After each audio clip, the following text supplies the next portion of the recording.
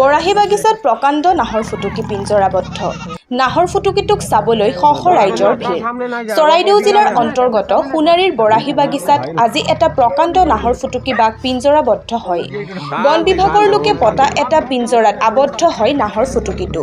বৰাহী বাগিচা অঞ্চলত দীৰ্ঘদিন ধৰি উক্ত নাহৰ ফুটুকী বাঘটোৱে সন্ত্ৰাস চলাই আহিছিল।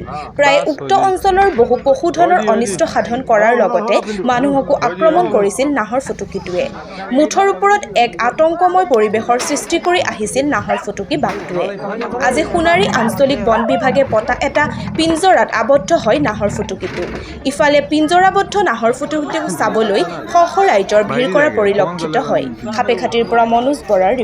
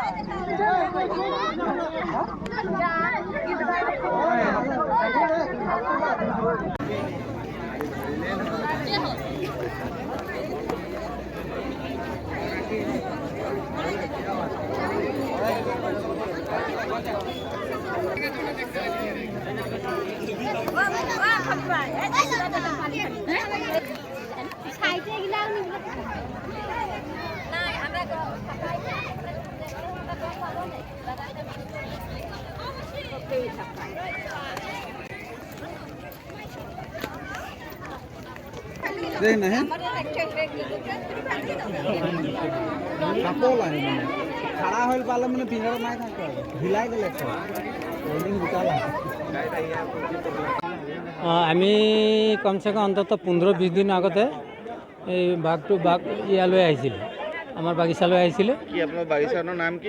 বৰাইছা বাগিচা। তো অহাত আমি মেনেজাৰৰ লগত আলোচনা কৰিলোঁ, গোটেইখিনি যে মেনেজাৰ ইয়াতে আমাৰ বাঘ আহি পাইছে, আমি দেখিছোঁ আৰু গম পাইছোঁ যে বাঘ আহি পাইছে। তেতিয়া গম পোৱা নাছিল, মানে আহিছোঁ শুনিছিলোঁ। তাৰপাছত প্ৰথম যেতিয়া গৰু এটা মাৰিলে, তেতিয়া আমি গম পালোঁ, সেইদিনাখন গৰু চাই আহিলোঁ, যেতিয়া সেইটো গম পালোঁ যে গৰু এটা মাৰিলে। নেক্সট দিনাখন আকৌ এটা মাৰিলে, সেইদিনাখনো গৈ চালোঁ গৰু এটা এই উৰিয়ালেণ্ড বুলি কয় তাত মাৰিছিলে। তাৰ থাৰ্ড দিনাখন আৰু এটা মাৰিলে। তিনিটা আমি মানে দেখাত 3টা গৰু মাৰিলে, এইটো আমি দেখিলোঁ, নিজ চকুৰে দেখিছোঁ। তাৰপাছত আৰু ছাগলীকেইজনী এটা দুটা সেইটো শুনিবলৈ পালোঁ যে ছাগলী মাৰিলে অমুক জেগাত।